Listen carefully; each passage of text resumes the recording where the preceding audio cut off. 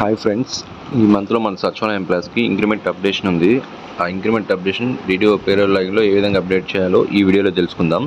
ముందుగా మనం DDO payroll login open చేసిన తర్వాత అందులో మాస్టర్ డేటా అని ఉంటుంది. దాని మీద క్లిక్ చేస్తే చేంజ్ ఇన్ పే ఈవెంట్స్ అనే ఆప్షన్ కనిపిస్తుంది కదా, దాని మీద క్లిక్ చేసిన తర్వాత అందులో మనం ఎవరిదైతే ఇంక్రిమెంట్ యాడ్ చేయాలనుకుంటున్నామో వాళ్ళ CFMSI ఎంటర్ చేసి గెట్ డీటెయిల్స్ కొడితే వాళ్ళ డీటెయిల్స్ డిస్ప్లే అవుతాయి. వన్స్ వాళ్ళ డీటెయిల్స్ డిస్ప్లే అయిన తర్వాత మనం వెరిఫై చేసుకొని గెట్ నేము, డిజిగ్నేషను అన్నీ వెరిఫై చేసుకున్నాక దాంట్లో ప్రొసీడ్ టు బయోమెట్రిక్ అని కనిపిస్తుంది ఆప్షన్ క్లిక్ చేసుకున్న తర్వాత మనం ఏదైతే బయోమెట్రిక్ వాడుతున్నామో ఆ బయోమెట్రిక్ని సెలెక్ట్ చేసుకొని డీడీఓ చేత అథెంటికేషన్ వేసిన తర్వాత మన details employee details successfully updated అనే డైలాగ్ బాక్స్ వస్తుంది.